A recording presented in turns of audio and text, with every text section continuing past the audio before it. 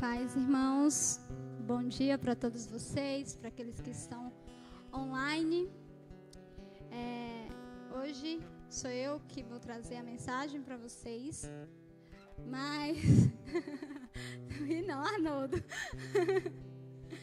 Mas um pouquinho antes, enquanto eu estava reanotando essas coisas, eu fiquei pensando numa coisa e eu sinto que eu invadi a família Peniel. E eu sinto que vocês não me conhecem, né? Acho que o nosso primeiro encontro como família já foi eu vindo aqui na frente, orar e falar. Mas eu vou me apresentar bem pouco. Meu nome é Thaís Monique, mas todo mundo me chama de Tatá. Aqui eu ganhei um novo apelido, que é Thay. Eu tenho 29 anos, sou a terceira filha de 5 filhos. Meus pais são semi-analfabetos, mas aprenderam a ler porque eu e minha irmã ensinamos. Estou solteira. Para a glória de Jesus, vivendo a solteirice para glorificar o nome de Jesus, até que Ele proveia.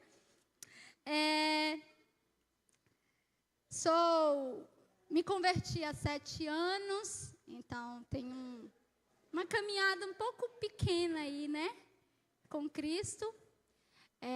Já fiz algumas viagens missionárias, também servi há 7 anos no Ministério Infantil. Essa sou eu, assim, em tese. Todo mundo fala isso. Eu sou formada em pedagogia, tenho 3 pós-graduações, neuroaprendizagem, neuropsicopedagogia e psicopedagogia. Essa sou em tese eu, né? Naturalmente. Pequena, né? Pequenininha, brava. Para alguns eu sou um pouquinho pior que Vinícius. Lívia fala que eu sou irmã gêmea de Vinícius, né? A versão feminina dele. Então, já viu aí, né? E essa sou eu. Então, tem que aguentar os dois, ela. Então, essa sou eu, gente. Sou tia de 7 sobrinhos. Meus irmãos entenderam muito bem a parte de povoar a terra. Sou de uma família muito grande, então tenho muitos tios, muitas tias. Conheço todos os tipos de pessoas graças a essa família grande que eu tenho. Então, eu convivo com vários tipos de pessoas. Sou muito tímida, embora não pareça. E essa sou eu. Então, vamos abrir lá em Salmo 29. Agora vocês me conhecem. Eu não estou mais invadindo aqui, não vou sentir como se eu estivesse invadindo. Eu sou agora da família Peniel, né? Estou aqui há um pouquinho de tempo.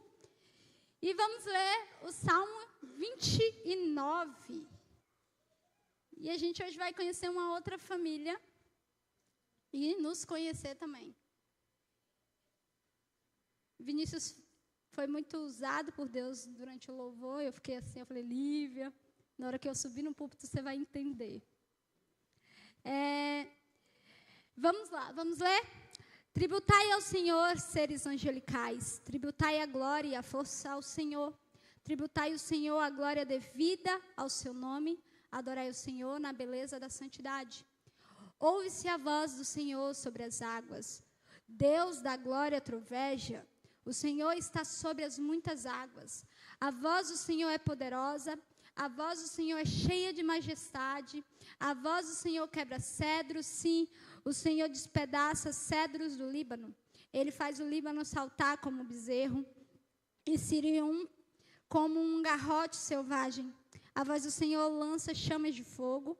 A voz do Senhor faz tremer o deserto. O Senhor faz tremer o deserto de Cádiz.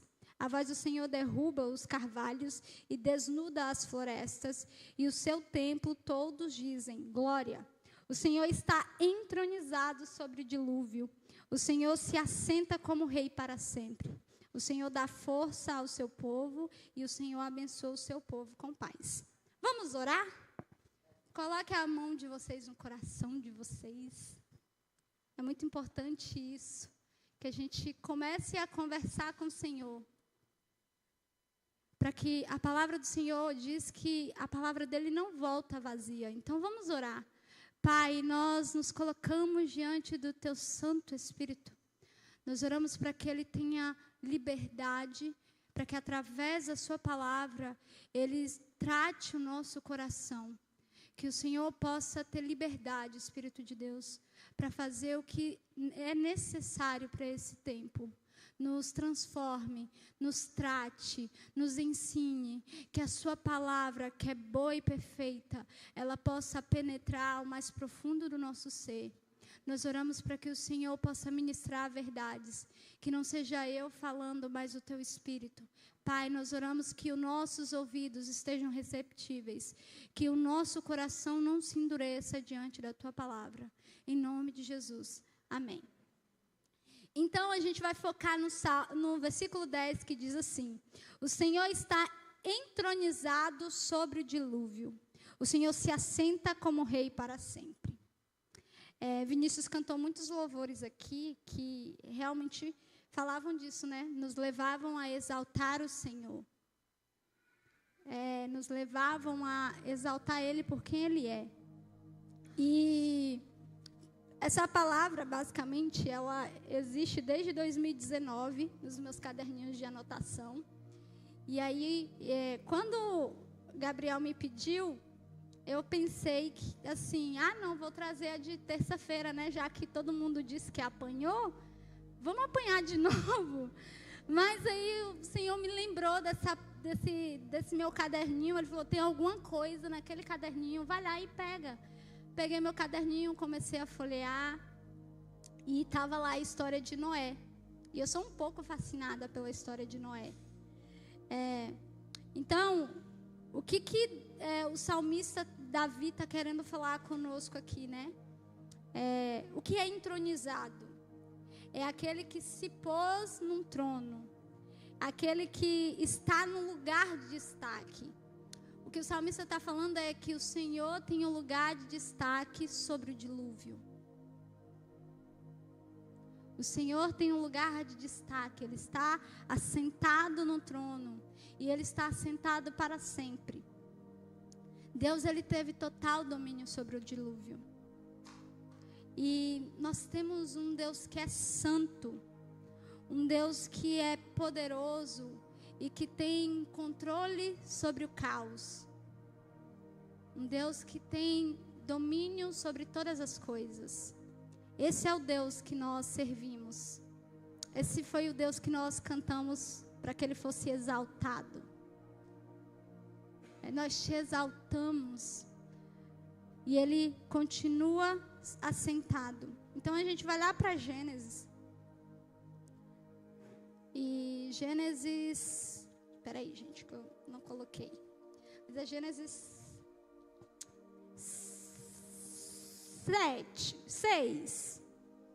6 aí, por favor. Do 11. É do 11?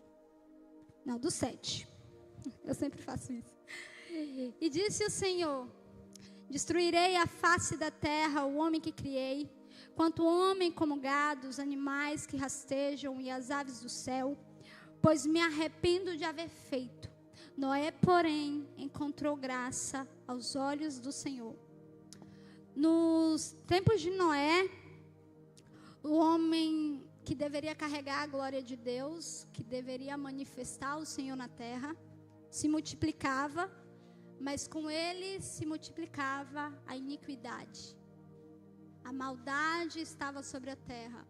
O homem espalhava a maldade. E naquele contexto, Deus se arrepende.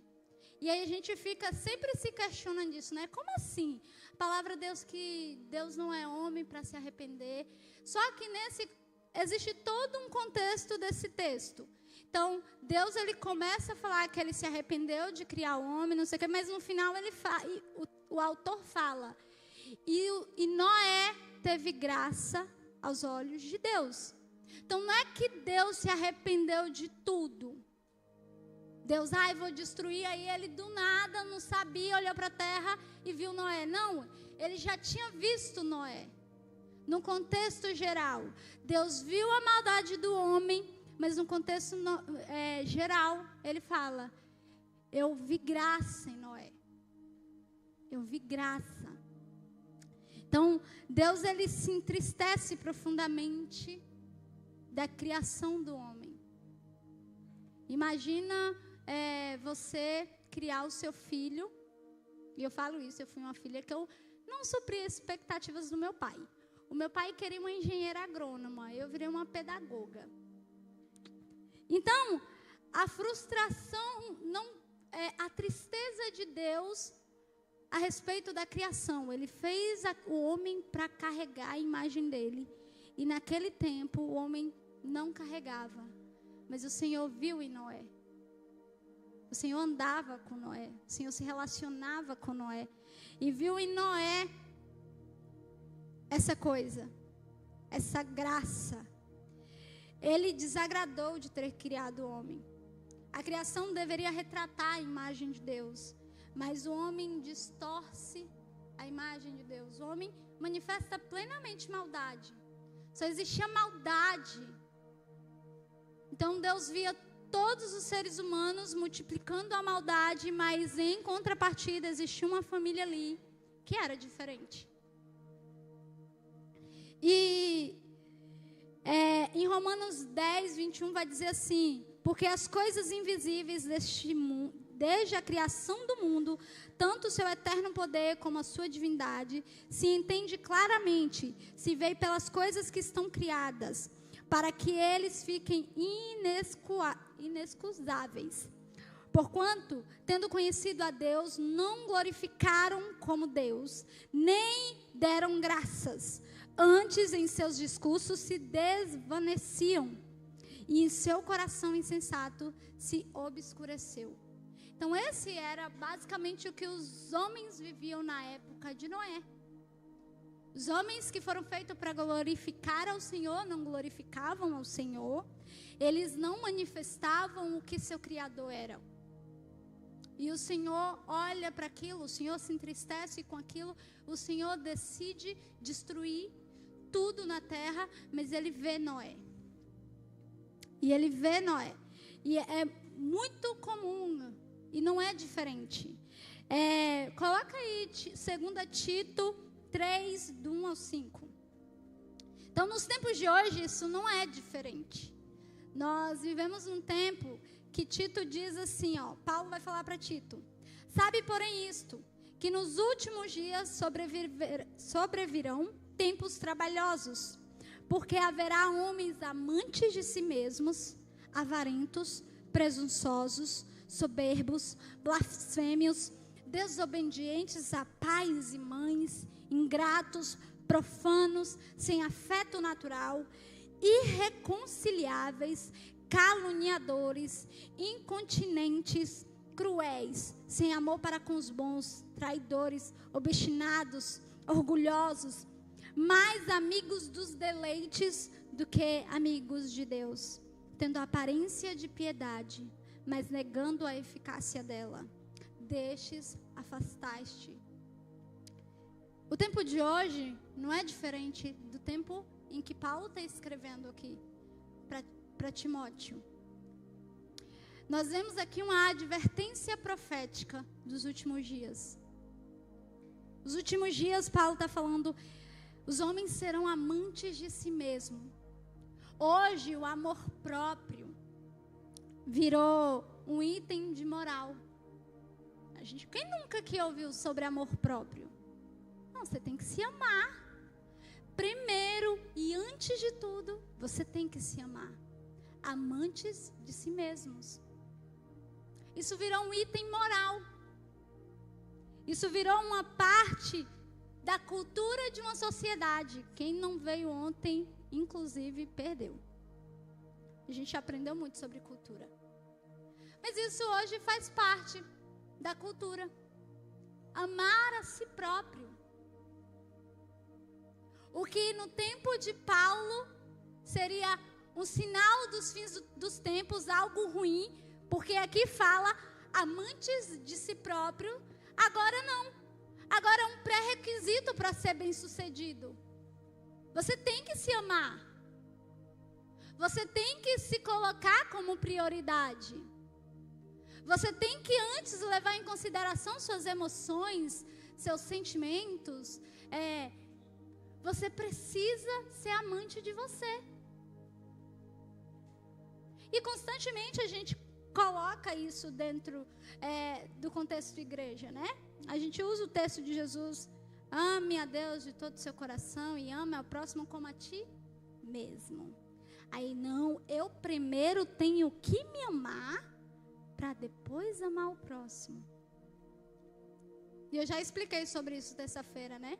Eu amo o Senhor e quando entendo que sou amada, eu sou capacitado a amar.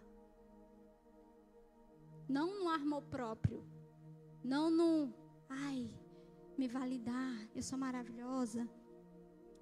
Então estamos vivendo esse tempo onde o amor próprio e a ganância são padrões morais. Nós também estamos no tempo que Paulo vai falar bem assim, serão desobedientes a pai e mãe, ingratos, profanos, sem afeto natural. Nós vivemos um tempo onde existe a desintegração da família. Nós não podemos, por exemplo, usar mais a nomenclatura pai e mãe. Nós não podemos mais, como é que fala? Eu vi no próprio dorama, casal vegetal. É uma coisa assim, são os casais, homem e mulher. Receberam uma nova nomenclatura. Sabe por quê? Porque a família é o último estágio para uma cultura mudar. Para de verdade uma cultura ser mudada, esses padrões sociais, eles precisam ser aceitos dentro do contexto familiar. O pai e a mãe precisam repassar isso para o filho. O pai e a mãe precisam ensinar. Aí agora você vê assim, mães e pais que, por exemplo, não estão dando mais nomes aos filhos. Porque quando ele crescer, ele vai escolher ser o que ele quiser. O que ele quiser. E eu vou amá-lo do jeito que ele quiser ser. No fim dos tempos, os homens não terão amor, muito menos fraternal.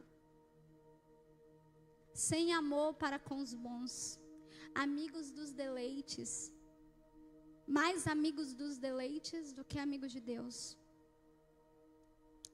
A família será drasticamente atacada. E terão cara de piedade. Qual é a frase mais usada? Amor, né? A frase mais usada no mundo hoje é amor. O discurso mais usado é o amor. Tudo em prol do amor. O amor venceu. A imagem deturpada do amor. A imagem de um amor que parte do que eu quero. Então, Mateus 20 vai falar assim: o irmão entregará à morte o irmão, e o pai o filho, e os filhos se levantarão contra os pais e os matarão. Esse era o tempo de Noé, e esses são os nossos tempos, gente. Nós estamos no tempo do fim. Isso te alegra ou te assusta? Saber que a qualquer momento o nosso Salvador pode vir. O que isso gera dentro de nós? O que as minhas afeições falam sobre a ideia de imaginar que Jesus pode voltar a qualquer momento? Como meu coração se comporta? Como eu vibro? Mas no tempo de Noé, assim como nós, né? Naquele tempo onde o mundo era mau, onde as pessoas odiavam, onde as pessoas faziam o que queriam, onde as pessoas multiplicavam a maldade na terra, existia alguém que era diferente. Então Deus olha para a terra e... Noé, o meu amigo Noé. E é muito lindo, porque a gente vai para a história, nessa Bíblia não, mas coloca aí o capítulo 7, na NVI, por favor.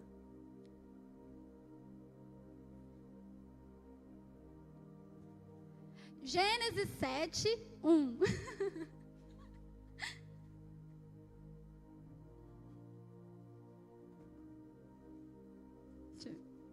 É porque na minha tá diferente, eu quero ler ali.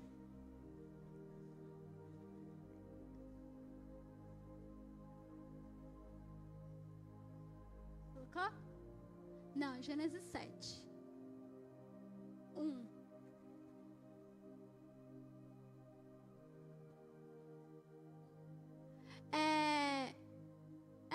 Não, mas acho que na minha, na Bíblia tá assim. E esta é a história da família de Noé. É o subtítulo, né? O subtítulo tá assim. E essa é a história da família de Noé. Não é uma história só sobre Noé. É sobre a família dele. A história de Noé não é sobre Noé, embora o nome dele se destaque. É sobre uma família. E é tão lindo porque Deus consegue ver beleza em meio ao caos. Ele viu Noé. E tem um texto em Crônicas que fala assim: porque quanto ao Senhor, seus olhos passam por toda a terra para mostrar-te forte, aquele cujo coração é perfeito.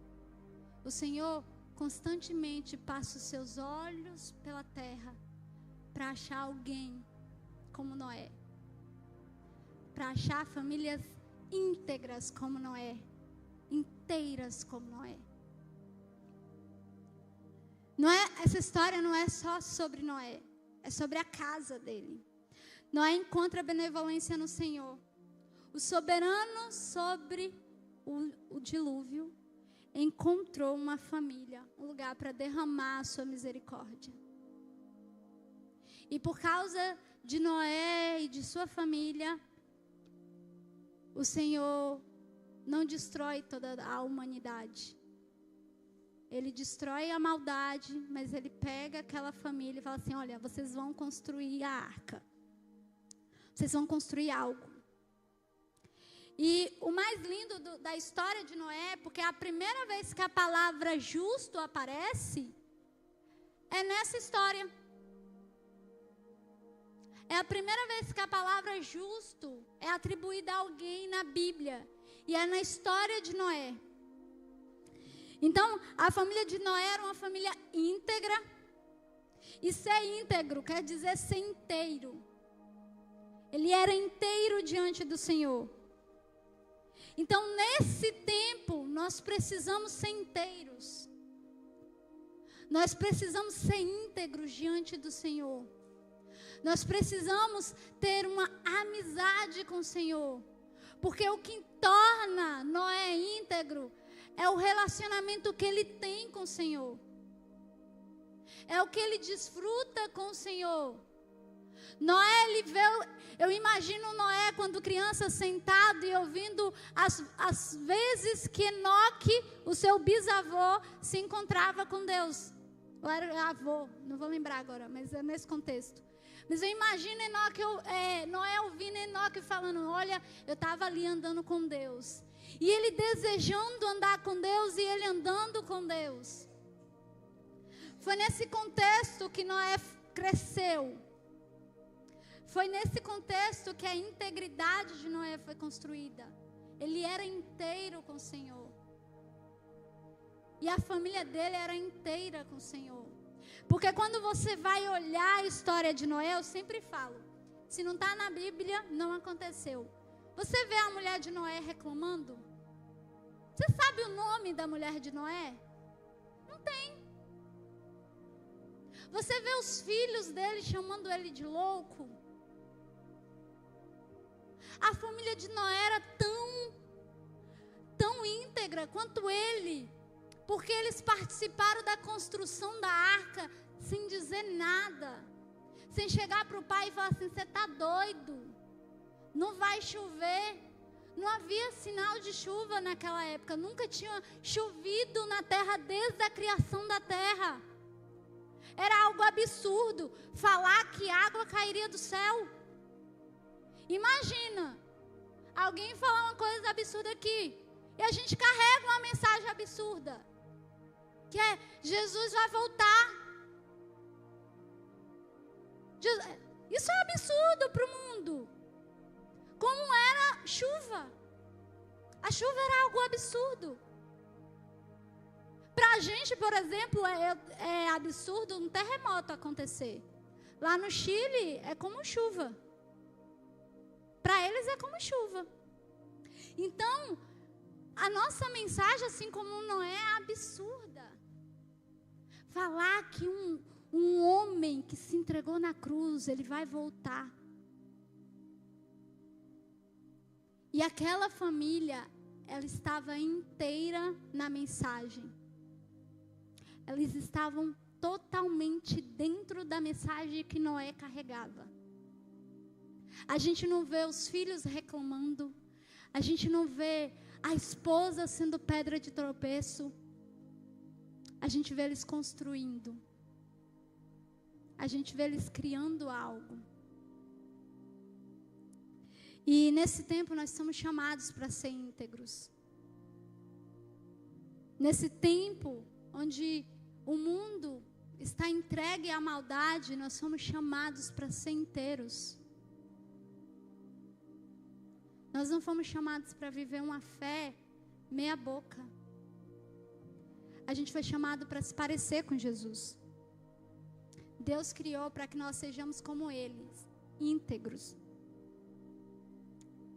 E muito da integridade está no fazer. Noé fazia tudo.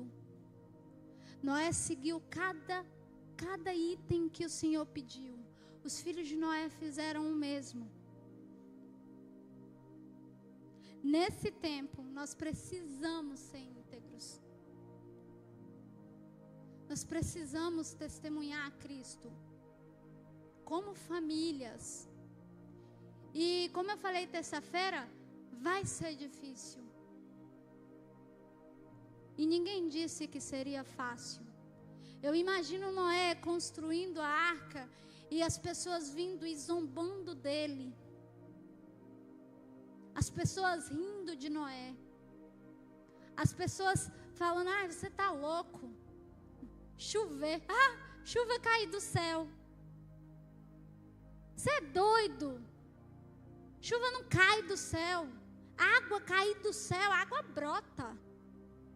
Água brota. Porque era o que acontecia em Gênesis. Vai falar isso.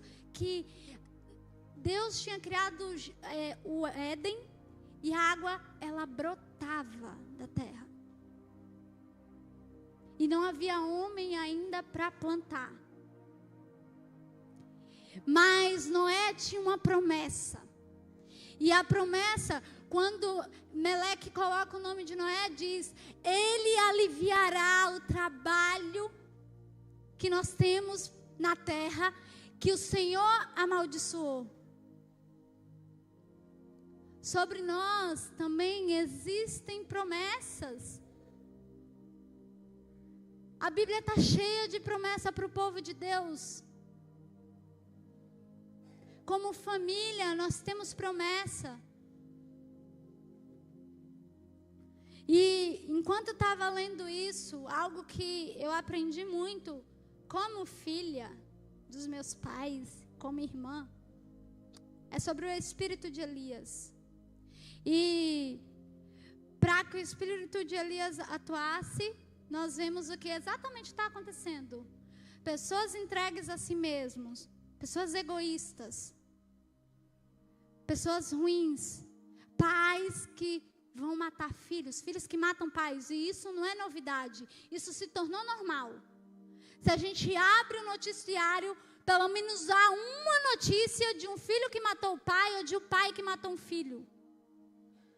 Essa é a realidade da nossa geração. Existem pessoas fazendo isso. Existem pais abusando de filhas, existem irmãos abusando de irmãos. Esse é o contexto do mundo.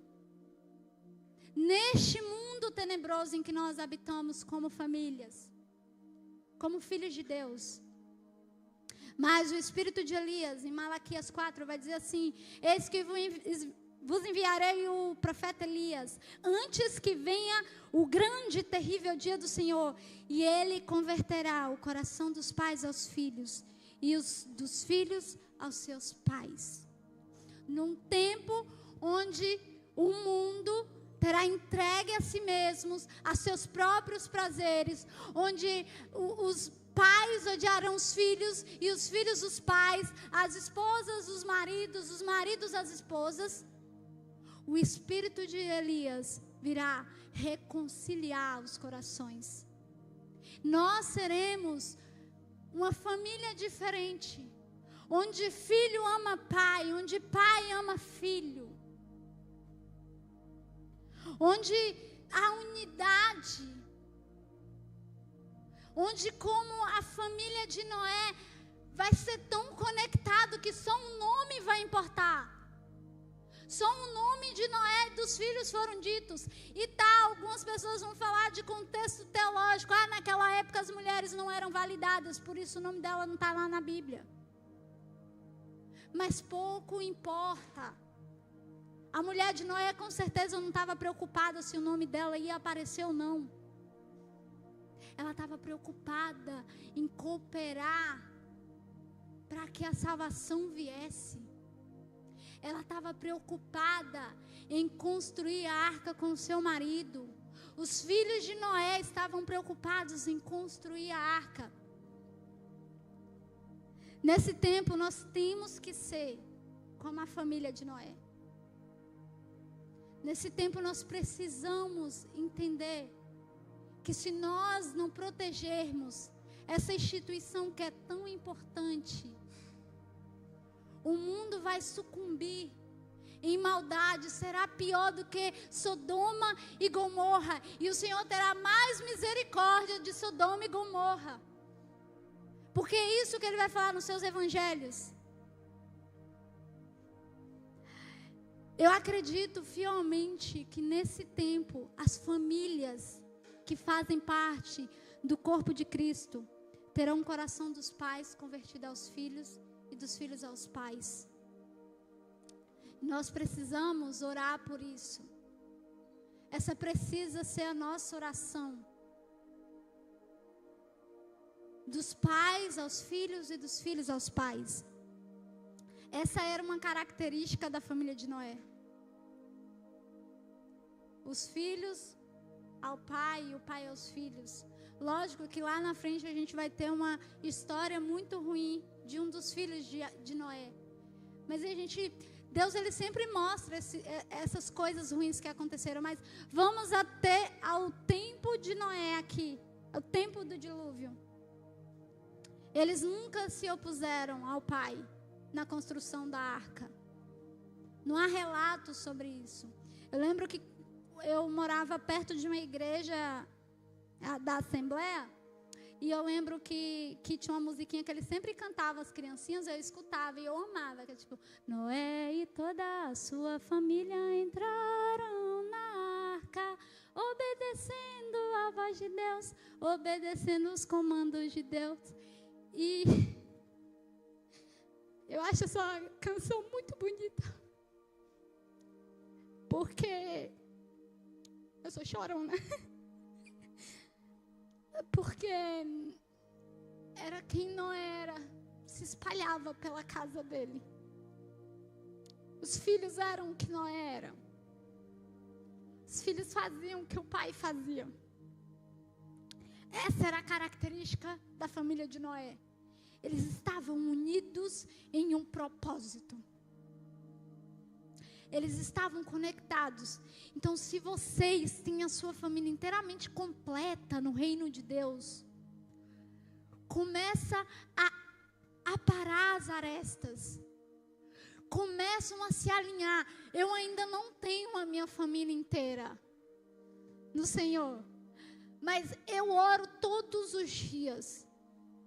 E se você tem a graça de ter os seus filhos, o seu esposo, juntos, alinhem, e sejam como Noé. Carreguem um só nome. Eu tenho que fazer isso. Você não tem nada. Vocês precisam caminhar como um só corpo. Nesse tempo nós precisamos caminhar em família. E eu acredito que o grande avivamento que é prometido, ele vai começar na cozinha, na sala, no quarto. Famílias sedentas pelo Senhor. Porque tudo que o Senhor faz é oposto ao mundo. Então, se o mundo vai ter pai matando filho, filho matando pai, filho odiando pai, o corpo de Cristo, a família de Cristo, ela vai estar assim, cada vez mais unida, cada vez mais entrelaçada. Vocês estão me entendendo? Que o nosso coração seja justo, que sejamos corretos diante do Senhor, que a nossa conduta como família, ela não manche o nome de Cristo, que a nossa conduta como indivíduo não manche o nome de Cristo. Nós seremos perseguidos, mas que não seja pela nossa má conduta, que não seja pela má fama que a gente deixa, mas porque a gente parece com Cristo. Porque as pessoas olham e falam, nossa, parece com Cristo. Gente, a gente precisa ser como Paulo. Eu olho para Paulo, a gente fala, mas é prepotência. Não, Paulo fala, se vocês querem ser imitadores de Cristo, olhem para mim, me imitem, faça como eu faço. Quem de nós tem essa coragem? Quem de nós tem a coragem de falar assim, olha, vem, me acompanha, faz do jeito que eu faço? Quem de nós tem isso? Num tempo onde o mundo é duro. É triste, gente, é muito triste ver alguém chegar e falar de um irmão. Nossa, aquele irmão é assim, assim, assim. Nossa, eu fui maltratada pelo irmão tal. Nossa, fulano é da igreja, mas é tão prepotente. Isso é triste.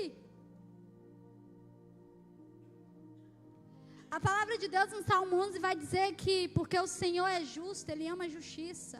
O seu rosto está voltado para os retos. Nós precisamos ser justos. Nós precisamos nos importar sim com o que o mundo lê sobre Jesus em mim. Eu me importo com o que eu reflito quando as pessoas olham para mim. Eu penso sobre isso.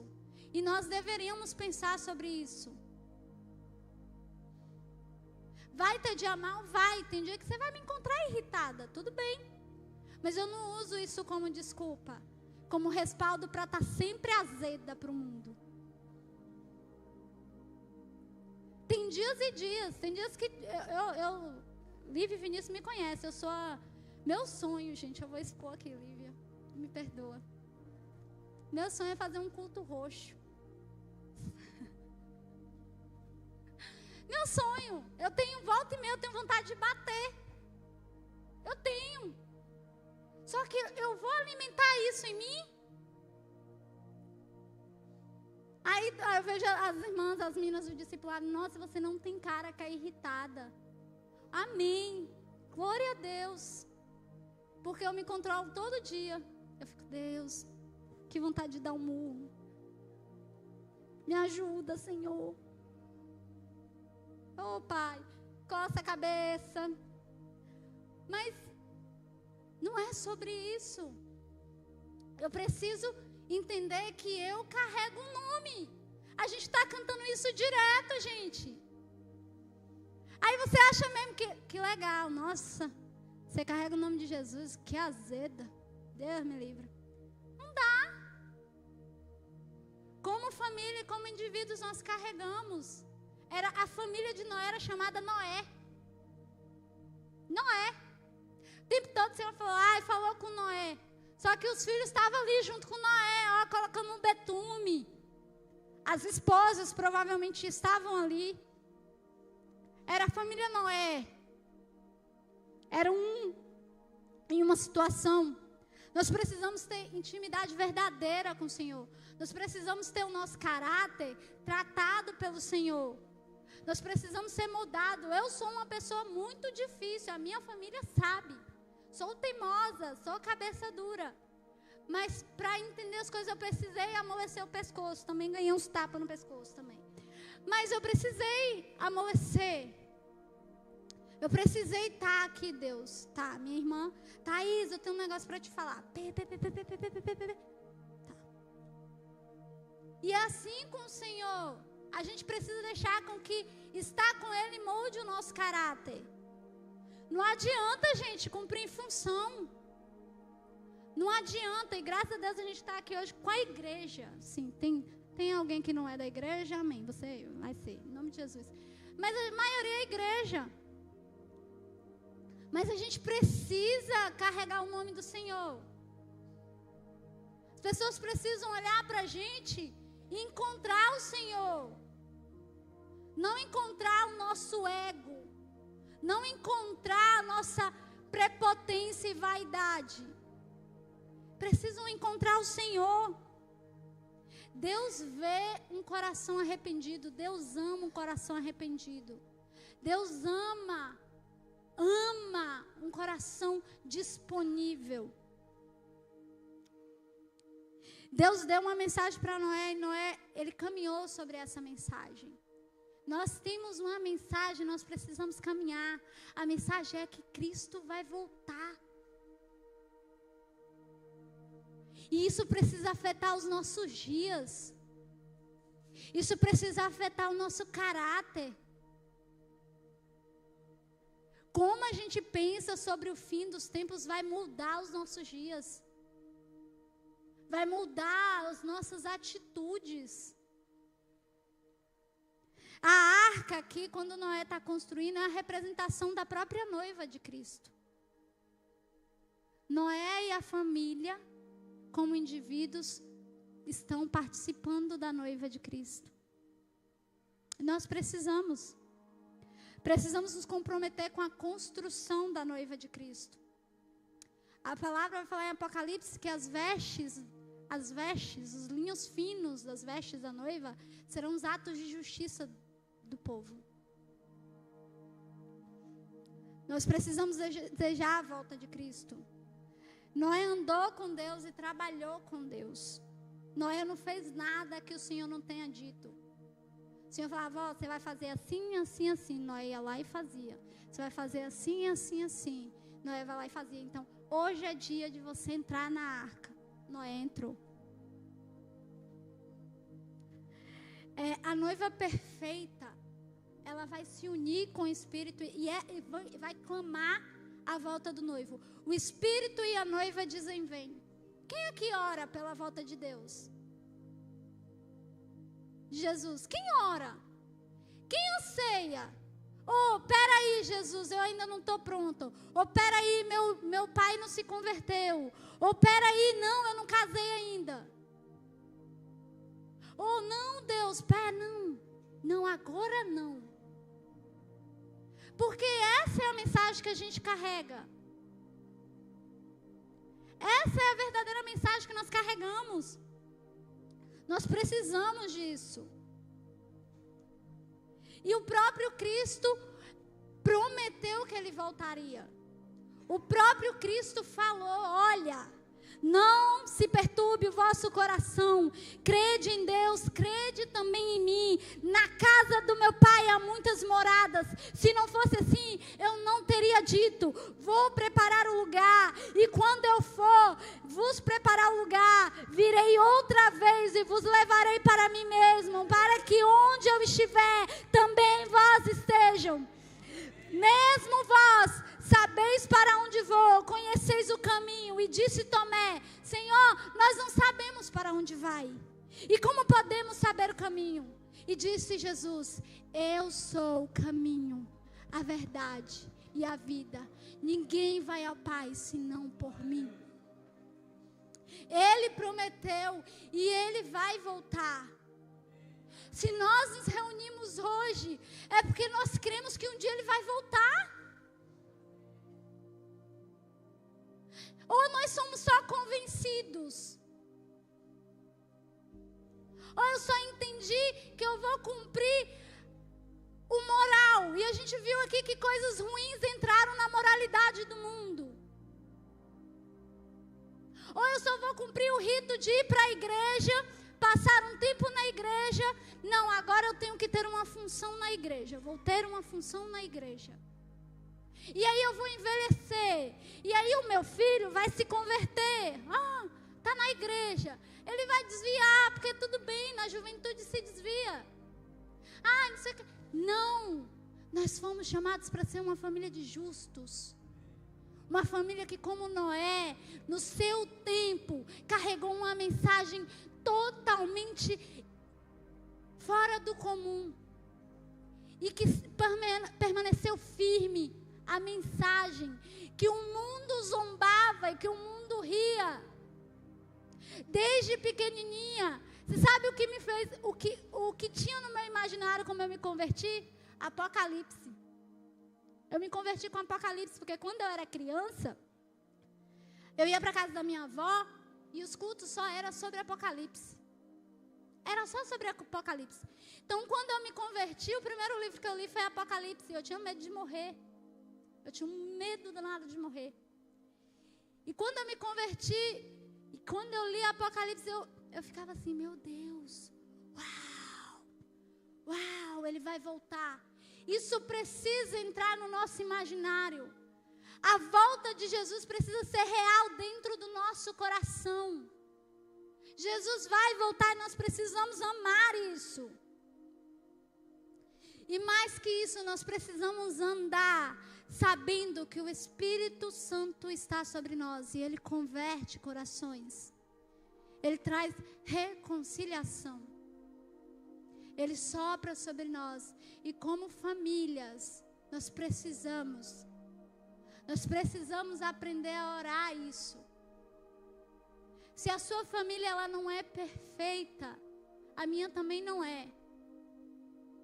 A minha não é a das mais perfeitas. Só que ainda no meio da nossa imperfeição, nós temos vivido bênçãos do Senhor. Eu fiz um checklist, para quem não sabe, eu tenho um caderninho, aí tem o nome das pessoas e tem lá o xizinho. Toda vez que alguém se converte, eu vou lá e faço e vou marcando. A minha família ainda não é inteira no Senhor, mas nós estamos caminhando. Nós estamos vivendo dias em que o Senhor sim está tratando, como toda a família. Mas uma das coisas que eu aprendi com a minha família é que a gente é um. A dor da minha irmã é a minha dor, a dor da minha mãe é a minha dor. E nós precisamos, como famílias, fazer isso no corpo. E aí, você sabe por quê? Porque quando eu me curo familiarmente, eu consigo ser alguém eficaz no reino, no corpo de Cristo. Eu não sou a pessoa problemática. Eu não sou a pessoa que dá trabalho, porque eu resolvi o que precisava ser resolvido no contexto familiar. Eu tinha muitos problemas com rejeição. E eu não fui curada na igreja. Eu fui curada em casa. Com os meus irmãos. Com a minha mãe. Com o meu pai. Foi quando eu entendi que sim, eu tinha um lugar naquela casa. E às vezes é isso que falta pra gente. A gente entender em casa. Para poder ser no corpo. E construir a arca. E construir o lugar para que a misericórdia do Senhor venha. Esse é o nosso chamado. Então, vamos nos colocar de pé nesse momento. E vamos orar juntos. Vamos nos expor, porque A arca era um lugar onde nada era exposto. A arca era um lugar onde tudo foi tapado perfeitamente. Tudo foi feito perfeitamente para ser um lugar seguro. Então, vamos nos acalmar agora. Vamos respirar. Então, começa a você sozinho pensar um pouco. Pensar, eu sei que nas dificuldades, tem tempos e tempos difíceis em família. Tempos complicados. Famílias que precisam passar por ajuste. Mas começa a perguntar ao Senhor, o que você pode fazer pela sua casa? E o que você pode fazer pela casa do seu irmão? O pastor falou algo mais cedo sobre famílias. E a gente precisa se importar com as famílias que estão junto conosco na arca. Entraram 4 famílias naquela arca. A família de Noé, né, e os seus filhos, e cada um com as suas esposas, e provavelmente talvez teriam filhos. Então vamos pensar, vamos orar. Se a sua família não tem problema nesse momento, pede ao Senhor o nome de alguém nesse lugar. Começa a orar por essa pessoa. Se coloca na brecha pelo seu irmão. E se você tem algum problema familiar, pode vir à frente. Se você quer mudar o ambiente da sua casa, se coloque vulnerável para alguém te ajudar em oração. Então, Pai, nós oramos. Nós te bendizemos porque nós sabemos que o Senhor é um Deus fiel, soberano sobre o caos. O Senhor está sentado no trono para todo sempre. Nós oramos, Pai, nós colocamos as famílias diante do Senhor. Nós oramos para que o Senhor nos ache íntegros, que os seus olhos de misericórdia se estendam sobre nós, que o Senhor possa nos ver em justiça, que nós sejamos inteiros diante do Senhor, e que o espírito de Elias paire sobre nós, convertendo o coração dos pais aos filhos, dos filhos aos pais. Jesus, que haja reconciliação entre esposas e maridos, que haja, Jesus, um despertar de amor nas famílias da tua casa, que hajam casamentos restaurados, que haja, Jesus, paternidades restauradas. Eu repreendo o espírito de orfandade que tenta perseguir os filhos dos nossos irmãos. Eu oro para que haja, Jesus, um toque do teu espírito que clama, Abba, Pai. Que a filiação dos céus venha sobre a nossa mente, sobre o nosso coração, que dentro de nós paire, Jesus, a paternidade do céu, que nós sejamos os seus filhos, que nós venhamos caminhar na terra como filhos, porque a natureza espera a manifestação dos filhos de Deus.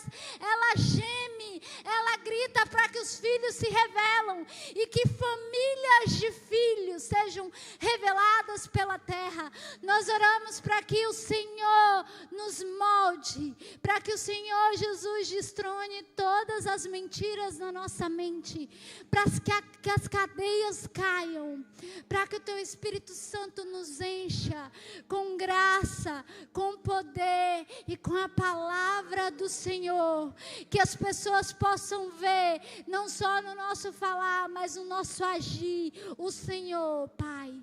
Nós oramos para que nós estejamos prontos para o seu grande dia, e que para que o mundo, Jesus, nós sabemos que esse dia será um dia de desespero, mas que nós não sejamos pegos como aqueles que dormem, que nós estejamos ansiando a sua volta com todo o coração, com toda a nossa mente, com todo o nosso corpo, que nós venhamos desejar o Senhor, a sua volta, em nome de Jesus, amém.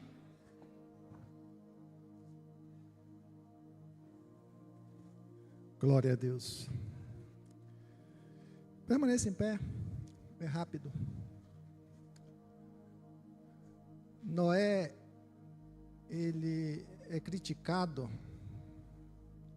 no campo teológico, porque ele levou 120 anos construindo a arca, pregando o evangelho, e ninguém consertou sua vida. Ninguém consertou sua vida. Ele é tido como aquele homem que representa o pregador frustrado, que fala do amor de Deus e que ninguém se converte. Mas o importante não é isso.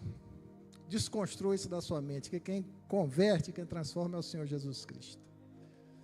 E a palavra de Deus, ela é bastante interessante quando diz: entra na arca, tu e a tua casa, mas a chave está aqui, porque reconheço que tem sido justo diante de mim. Eu, como membro da minha família, possa ser que a minha família não entenda ou não viva ou não queira a mensagem do Senhor, mas um justo, ele faz uma grande diferença no seio da sua família e no meio da obra do Senhor. Então, nunca esqueça que você foi chamado para fazer a diferença dentro da sua família. A família de Noé não foi salva por recursos, por dinheiro, por status, não.